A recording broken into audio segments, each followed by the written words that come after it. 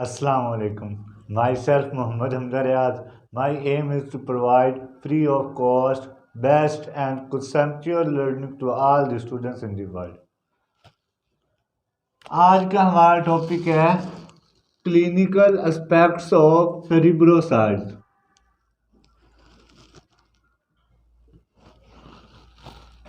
हमने अपने previous lecture में देखा था कि सेरिब्रोसाइड्स क्या होते हैं। सेरिब्रोसाइड्स ऐसे ग्लाइकोलिपिड्स होते हैं जिनमें सिर्फ एक शुगर होती है, ठीक है।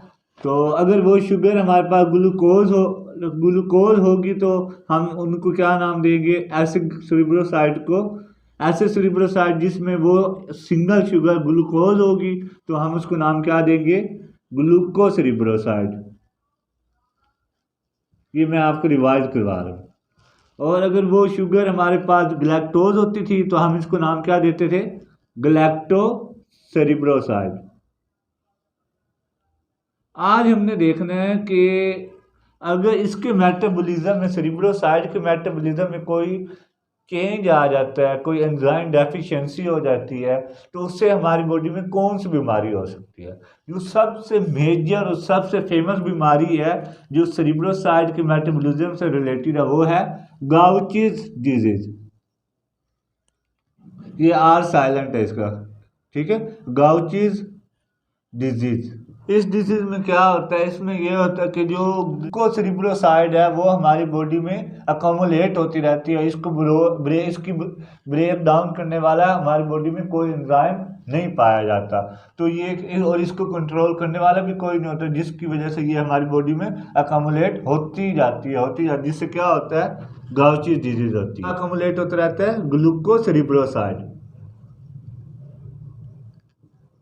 ग्लूकोसेरिब्रोसाइड की ब्रेकडाउन कौन करता है, इसी नेम से, इसी के नेम से उस एंजाइम का भी नेम बनता है, ग्लूकोसेरिब्रोसिडेज।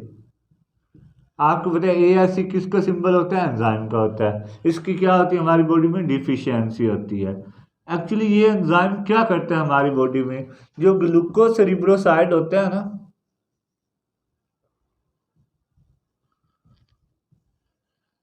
उसको वाटर की प्रेजेंस में क्या करता है ये एंजाइम, ग्लूकोसेरिब्रोसाइड को ग्लूकोज में और सेरामाइड में ब्रेक डाउन कर देता।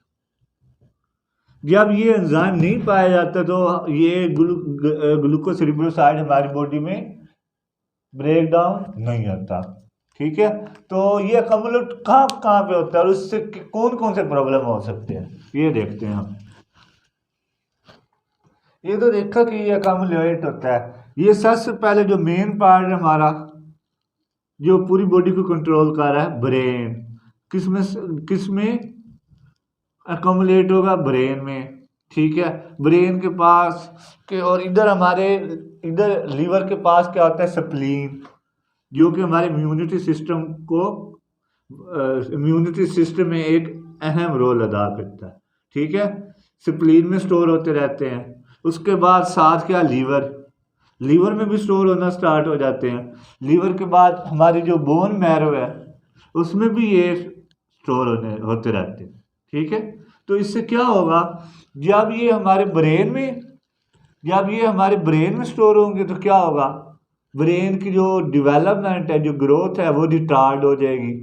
ब्रेन क्या हो जाएगा, उसकी ग्रोथ रिटार्डेड हो जाएगी। किसके अंदर, चिल्ड्रन के अंदर, ठीक है। ग्रोथ रिटार्डेड हो जाएगी ब्रेन की। इसके अलावा क्या हो सकता है, स्पास्टिसिटी और फ्लासिडिटी।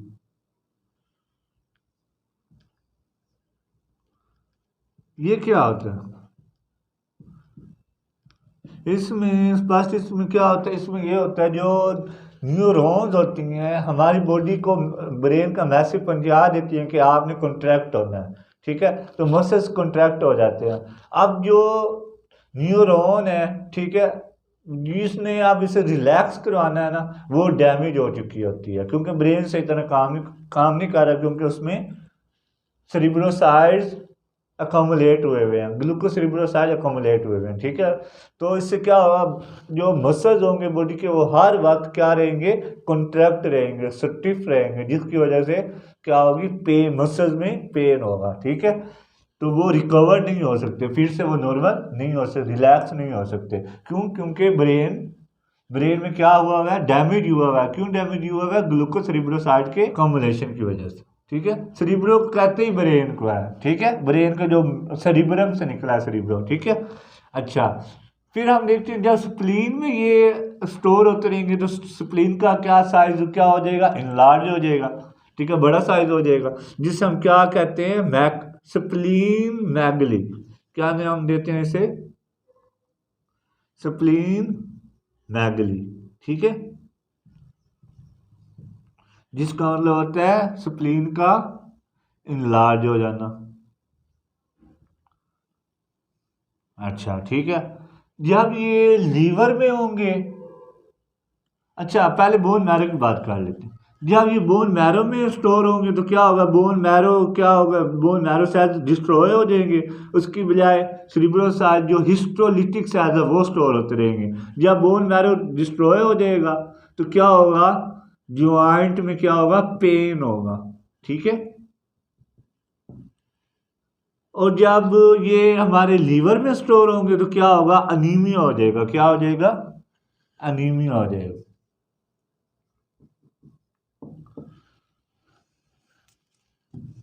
अनीमिया में अब दो तरह के काम होते हैं। पहला क्या है, लियोकोपीनिया, और दूसरा क्या है, थ्रोम्बोसाइटोपीनिया। क्या मतलब? यानी कि थ्रोम्बोसाइट किसे कहते हैं, हमारे प्लेटलेट्स। पीनिया मतलब, और पीनिया का मतलब डिफिशियंसी होना, यानी थ्रोम्बोसाइटोपिनिया में जो हमारे प्लेटलेट्स हैं जिन्होंने ब्लड क्लोटिंग करवानी होती है, वो क्या होते हैं, उनकी तादाद कम हो जाती है, ठीक है।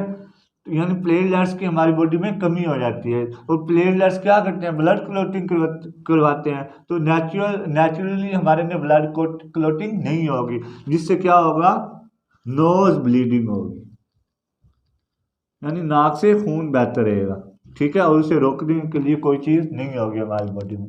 इसी तरह क्या लियोकोपीनिया होगा, तो इससे क्या होगा, व्हाइट ब्लड सेल्स जो है, लियोकोसाइट्स किसे कहते हैं, व्हाइट ब्लड सेल्स, ठीक है, इनकी क्या हो जाएगी, डिफिशियंसी हो जाएगी। आपको पता है जब व्हाइट ब्लड सेल्स की डिफिशियंसी होगी, जो कि हमारे इम्यूनिटी सिस्टम में अहम रोल अदा करते हैं, तो क्या होगा, इन्फेक्शन रेट बहुत ज़्यादा इंक्रीज हो जाएगा, ठीक है। ऑलरेडी इतने ज़्यादा प्रॉब्लम्स हैं, और इसके अलावा सेकेंडरी इन्फेक्शन भी, क्योंकि इम्यूनिटी नहीं है बॉडी में, तो ये तो ऑलरेडी इन्फेक्शन, ये जो प्रॉब्लम्स हैं, इसके अलावा जो सेकेंडरी इन्फेक्शन हैं उनका रेट भी हाई हो जाएगा।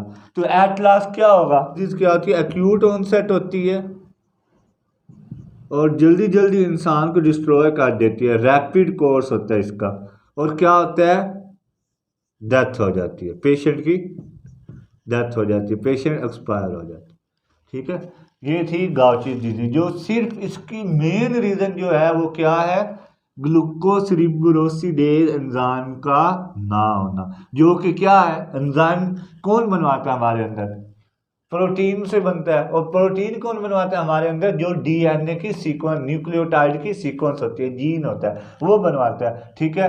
तो ये डीएनए में प्रॉब्लम हुई है जिसकी वजह से ये एंजाइम नहीं बना, तो इस वजह से हम इसे क्या कहते हैं, इनहेरिटेड।